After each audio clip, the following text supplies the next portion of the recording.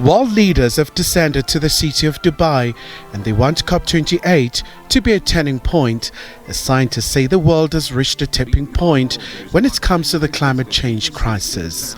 A key task for the gathering will be the global stocktake, an assessment of countries' progress in meeting the Paris Agreement goal. South African President Cyril Ramaphosa is leading the country's delegation. We are very pleased that at this COP28, one of the real, what you could call upfront agreements, is to address loss and damage.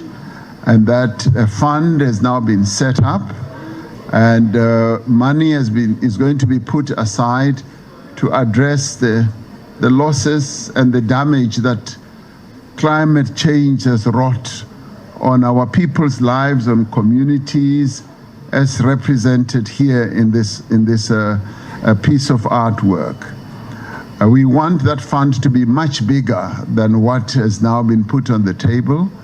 $350 million is far too little to address the challenges that climate change has imposed on our communities and areas in KZN, in the Eastern Cape, in Northwest, even in Gauteng. United Nations Secretary General Antonio Guterres says it's time to act now in combating the climate change. Climate justice is long overdue.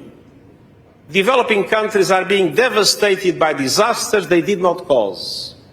Extortionate borrowing costs are blocking their climate action plans, and support is far too little, far too late.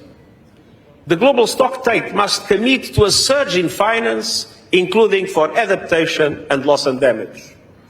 And it must support reform of the multilateral development banks to leverage far more private finance at reasonable costs for developing countries in climate action. It worries me greatly that we remain so dreadfully far off track, as the global stocktake report demonstrates so graphically.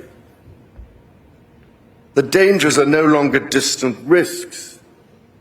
I have seen across the Commonwealth and beyond countless communities which are unable to withstand repeated shocks, whose lives and livelihoods are laid waste by climate change.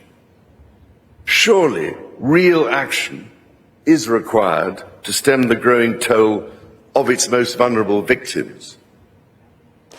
Repeated cyclones batter vulnerable island nations like Vanuatu and Dominica. India, Bangladesh, and Pakistan have been experiencing unprecedented floods. I ask you all to work together. Be flexible. Find common ground. Come forward with solutions and achieve consensus. And never lose sight of our North Star of 1.5. After a year of record temperatures, the pressure is on for this year's summit to accelerate action to limit climate change. Countries, however, are divided over the future of fossil fuel, the banning of which is the main cause of climate change. We need concrete actions.